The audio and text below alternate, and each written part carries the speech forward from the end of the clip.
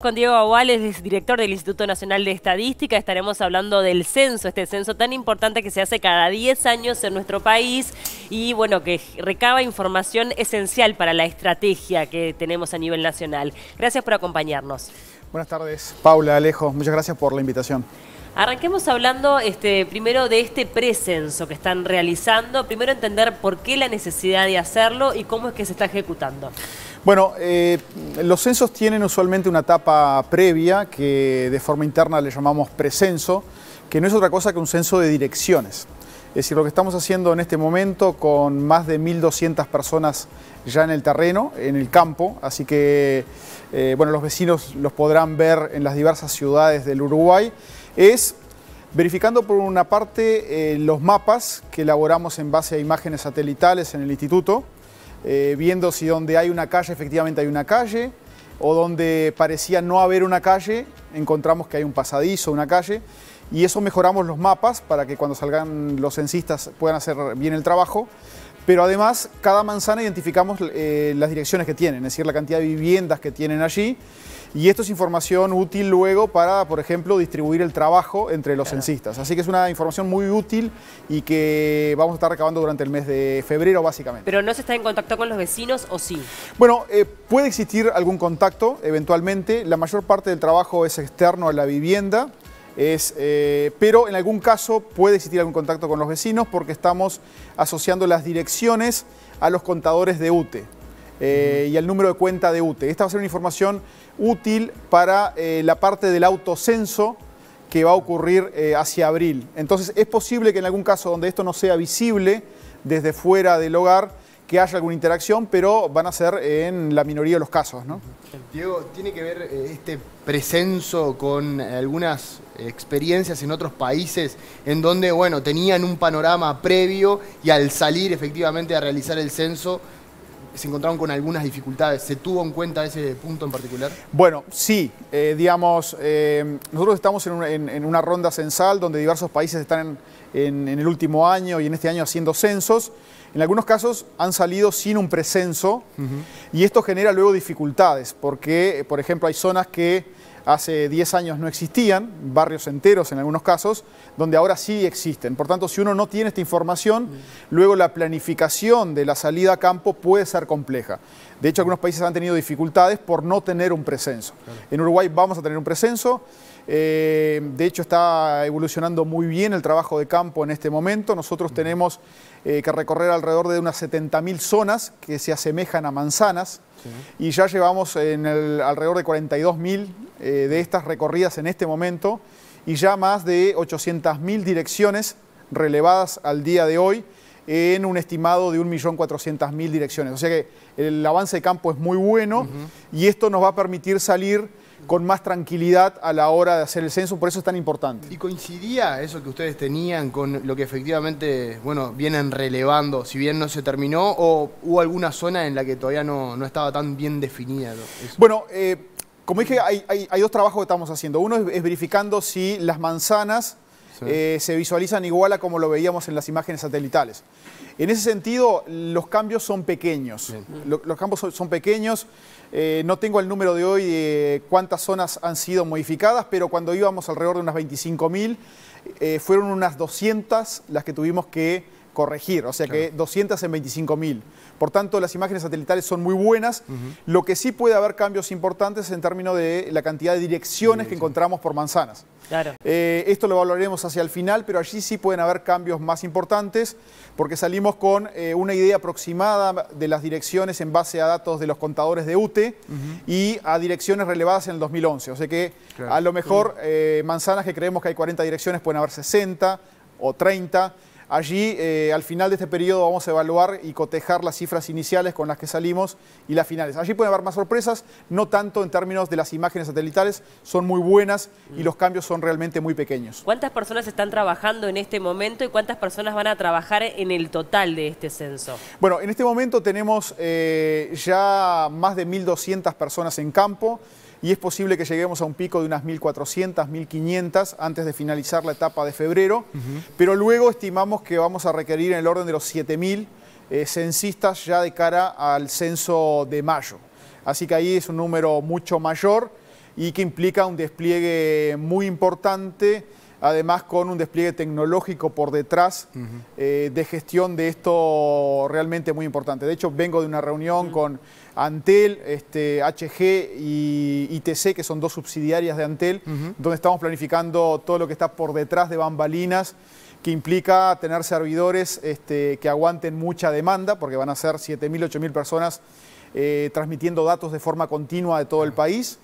Además de una fase previa, hay que recordar que el censo, antes de que salgamos a recorrer de forma presencial, vamos a dar la posibilidad de que las personas se autocensen.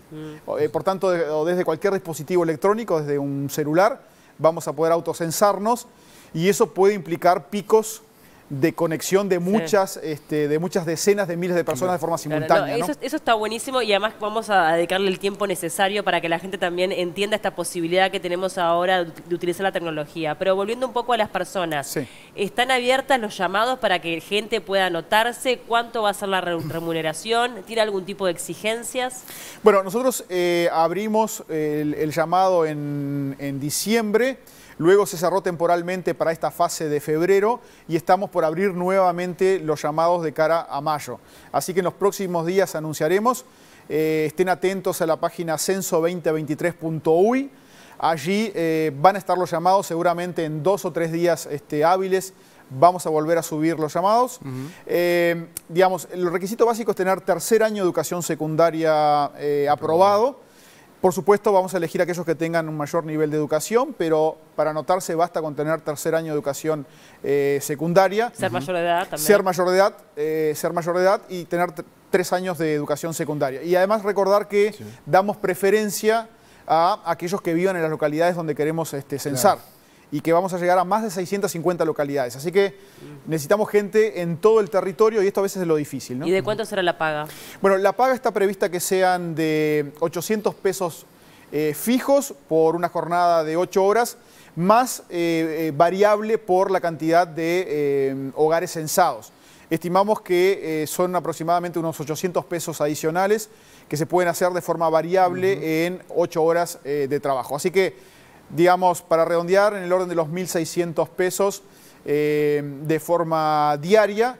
Por tanto, alguien que llegue a trabajar, digamos, un mes entero, esto dependerá. En algunas zonas no tenemos trabajo para un mes entero, porque pueblos pequeños seguramente serán menos de un mes.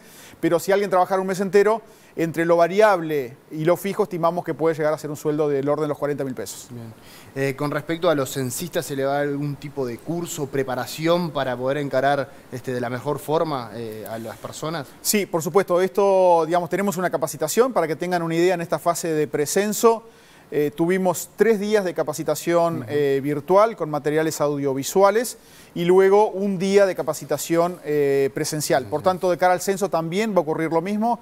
Va a haber un mix de virtualidad, de capacitación virtual y luego capacitación presencial. De hecho, en este momento están abiertos los llamados para capacitadores de censistas y supervisores. Así que pueden entrar a la página censo2023.uy y en este momento están abiertos los llamados para profesores y maestros en todo el país. Aquellos que quieran ser capacitadores de censistas y supervisores pueden anotarse allí. La paga es de 30.000 pesos por una carga de trabajo de hasta 20 horas semanales. Así que aquellos que quieran anotarse pueden entrar allí. Además, vamos a tratar de que las capacitaciones sean fuera del horario de trabajo normal, probablemente los fines de semana. Así que, bueno, los interesados, en este momento está abierto ese llamado.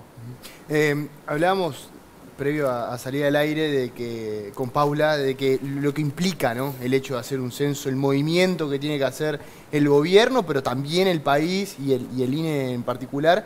¿Es suficiente el presupuesto que tiene para poder encarar todo esto o es necesario, bueno, o hubiera sido necesario un poco más para que sea más detallado, más específico y mejor?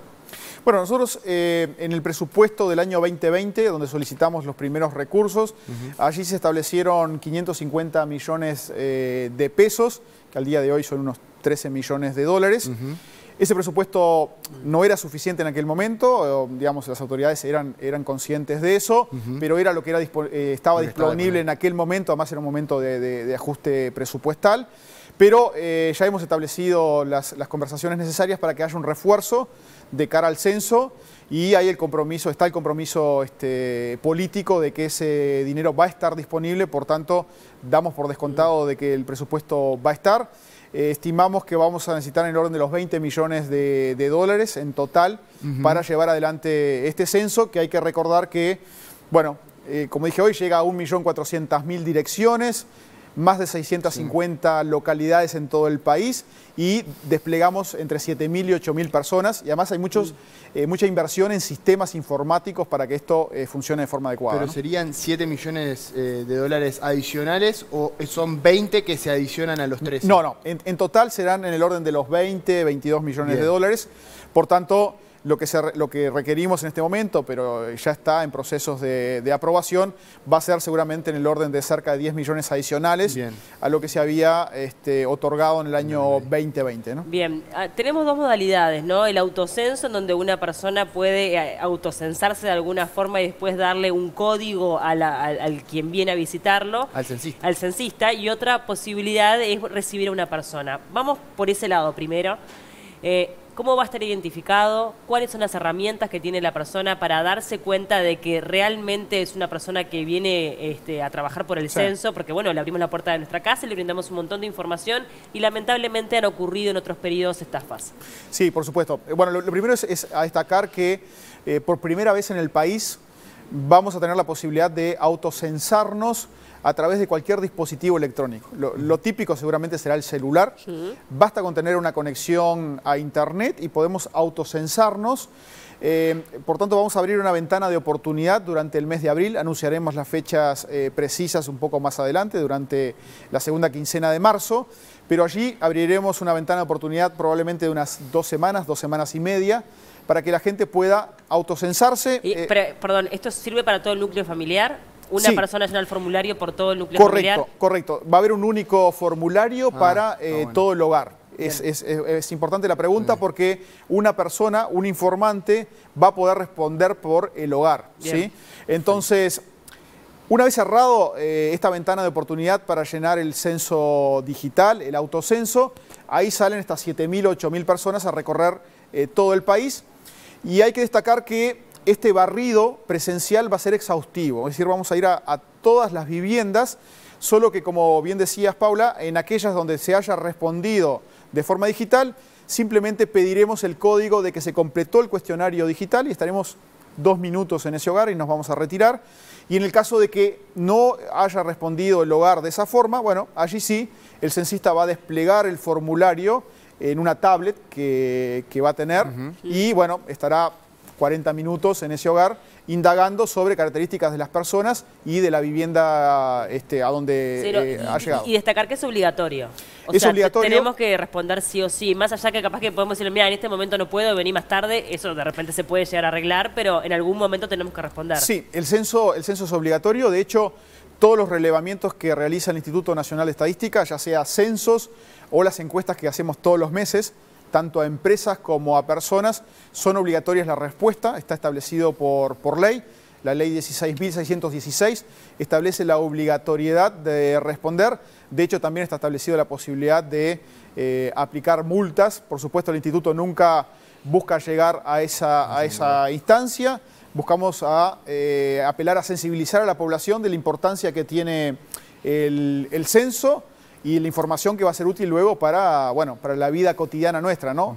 Estos datos son importantes para determinar políticas públicas, dónde abrir una escuela, dónde abrir un centro CAIF, dónde establecer un comedor, dónde establecer una policlínica. Por tanto, es importante que visibilicemos la situación en la que vivimos, la situación en la que está nuestro barrio, para que después la política pública nos alcance, ¿no? Perdón, que nos quedó pendiente lo de la identificación. Nos quedó pendiente cómo podemos identificar a los censistas del INE. De hecho, como dije, ya tenemos alrededor de 1.200 censistas en la calle en este momento.